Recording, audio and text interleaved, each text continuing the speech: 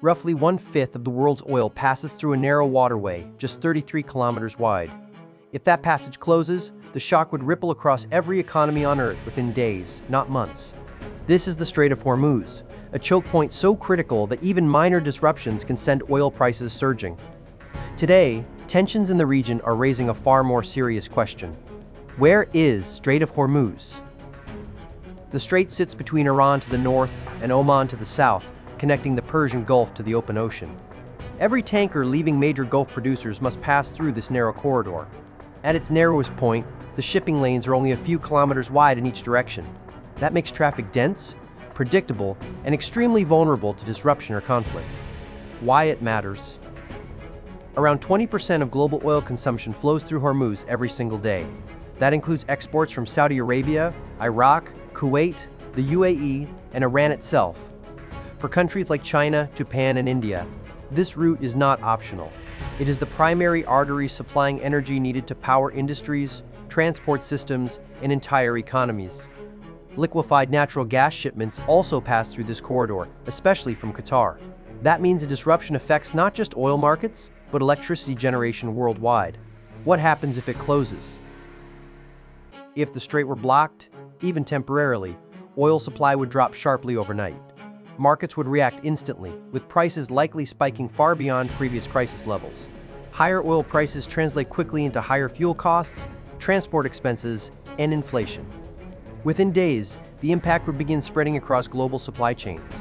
Airlines would face soaring fuel bills, shipping costs would surge, and manufacturing would slow as energy inputs become more expensive and unpredictable. Financial markets would not remain stable either, as investors react to uncertainty and risk. Capital could rapidly flow out of vulnerable regions, triggering broader instability. Who gets hit hardest? Asia would be hit first and hardest, due to its heavy reliance on Middle Eastern energy. Countries like China and India would face immediate supply stress and rising costs. Europe would also feel the effects through higher energy imports and economic pressure. Even countries less dependent on Gulf oil would face global price contagion. The United States is less dependent due to domestic production, but it would still face economic shock through global markets and higher consumer prices. Can it be replaced? Some alternative routes exist, such as pipelines bypassing the strait, but their capacity is limited. They cannot fully replace the massive volume that normally flows through Hormuz.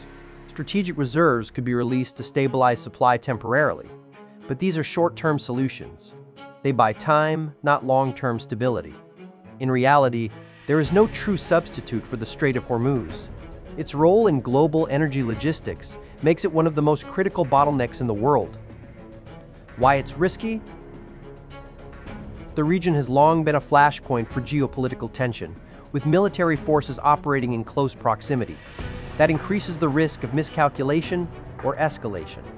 Even limited conflict, such as targeted strikes or naval blockades, could disrupt shipping enough to trigger global consequences far beyond the region. Finally, the conclusion. The Strait of Hormuz is not just a shipping route, it is a single point of failure for the global economy. Its stability underpins modern energy systems and economic growth.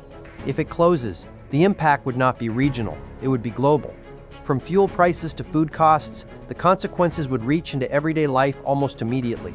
In a world already facing uncertainty, this narrow stretch of water remains one of the most dangerous vulnerabilities in the global system. If you found this breakdown useful and want more clear analysis of global events, consider subscribing to the channel. It helps support the work and allows me to continue producing content like this.